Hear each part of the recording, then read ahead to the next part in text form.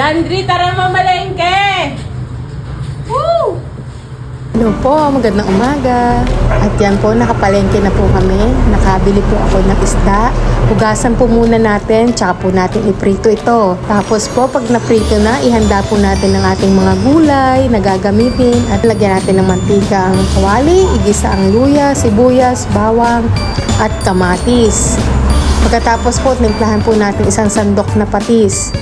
1 kilo po yung isda ko. Tapos po, ilagay din natin ng ating miso. Igisa po natin yan para mas masarap.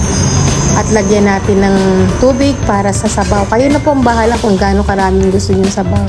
At timplahan po natin yan ulit. Yung ayon sa gusto nyong alat at asin. Tapos, ibalik po natin sa swimming pool yung mga isda.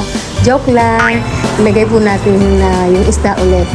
Tapos pakuluan, ilagay na po natin yung gulay, siling green, at pakuluan pa ng mga ilang minuto para maluto ang ating gulay.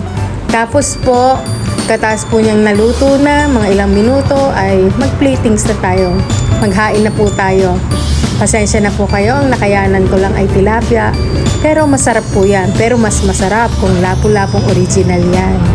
O kaya mga panga ng isda. Tapos, ayan na po. Tara po, kain na po tayo. Happy eating po sa bawat pamilya.